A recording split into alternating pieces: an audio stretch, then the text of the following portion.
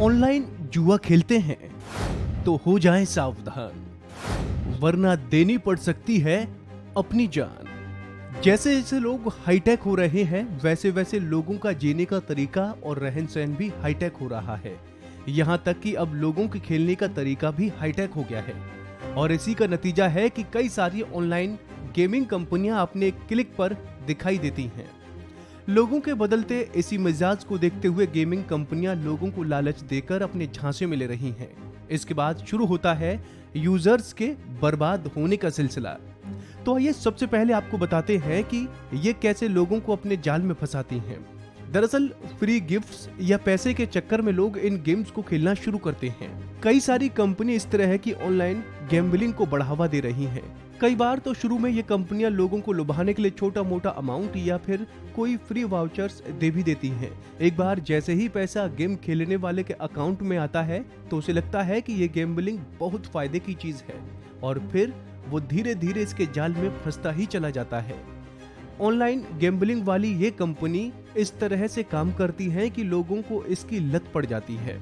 जब आप इसमें गैम्बलिंग करते हैं तो कई बार आप जीतते हैं तो ये कंपनी आपके नाम पर कॉइन्स जमा करती है।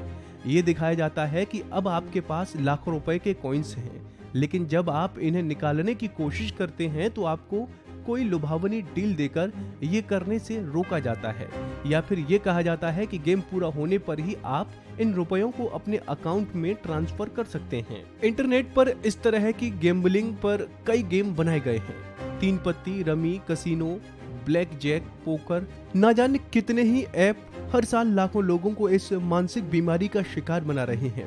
कोविड के दौरान इस तरह की साइट्स में काफी ज्यादा इजाफा हुआ है और पहले के मुकाबले अब और ज्यादा लोग इन साइट्स पर शिकार बन रहे हैं। पिछले 2 सालों में इस इंडस्ट्री में 40% तक की तेजी देखी गई है। आप हैरान रह जाएंगे, ऑनलाइन गेमिंग इंडस्ट्री की हर साल की इनकम 10,000 करोड़ से ज्यादा है। जरा सोचिए ये पैसा कहां से आता है।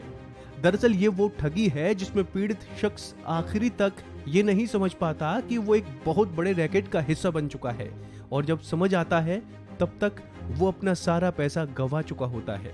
ऑनलाइन गैम्बलिंग को लेकर कोई सख्त कानून अब तक नहीं बना है। अलग अलग राज्यों में इसको लेकर अलग अलग कानून है, जिसका फायदा इस तरह की कंपनियां उठा रही हैं।